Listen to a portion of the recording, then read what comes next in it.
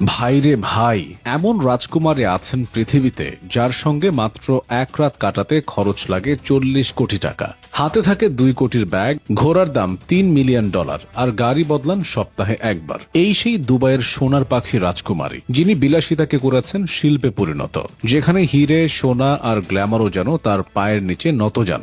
Dubai রাজপরিবারের এই রাজকুমারী এমন এক নাম, যিনি সৌন্দর্য, ঐশ্বর্য আর আধুনিকতার এক অনন্য প্রতীক।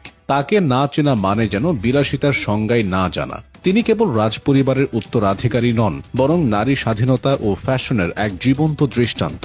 শোনা যায় এই রাজকুমারীর সঙ্গে এক রাতের আড্ডা বা সান্নিধ্যের জন্য কেউ চাইলে খরচ করতে হয় প্রায় 40 কোটি টাকা, তাও শুধুমাত্র কয়েক ঘন্টার জন্য। এমন বিলাসী জীবনযাত্রা পৃথিবীতে আর কারো সঙ্গে তুলনীয় নয়। মানুষ তাকে স্নেহ করে বলে দুবাইয়ের সোনার পাখি। তার সম্পদ এত বিপুল যে বলিউডের শীর্ষ অভিনেত্রীদের সম্পদও তার তুলনায় শিশুর খেলার মতো লাগে। তিনি মধ্যপ্রাচ্যের প্রথম নারী যিনি হিজাব ছাড়াই আন্তর্জাতিক মঞ্চে আত্মবিশ্বাসের সঙ্গে উপস্থিত হয়েছেন এবং প্রতিটি অনুষ্ঠানে নিজের রাজকীয় ব্যক্তিত্বে সবাইকে মুগ্ধ করেছেন।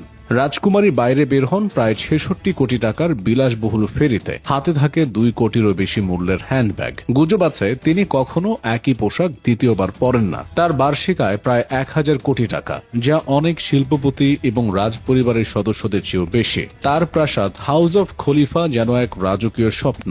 ইটের গায়ে সোনা, ছাদের কোনায় হিরে, চারপাশে সুশোভিত উদ্যান আর ঝলমলে আলোয় ভরা এক জাদুর প্রাসাদ। তিনি ঘোড়াপ্রেমিক হিসেবেও বিখ্যাত। তার প্রতিটি ঘোড়ার দাম প্রায় $3 মিলিয়ন এবং সেগুলোর যত্নে বছরে খরচ হয় আরো কয়েক মিলিয়ন ডলার। শেখা মেহেরের ঘোড়াগুলো নিয়মিত অংশ নেয় দুবাইয়ের রয়্যাল হর্স রেসে, যেখানে তিনি নিজেও সবার আকর্ষণের কেন্দ্রবিন্দু হয়ে থাকেন। শুধু ঘোড়া নয়, তার রয়েছে 2টি রয়্যাল বেঙ্গল টাইগার, যাদের যত্নে বছরে ব্যয় হয় প্রায় 1 কোটি টাকা। গাড়ির প্রতি তার ভালোবাসা যেন রাজকীয় আবেগ। তার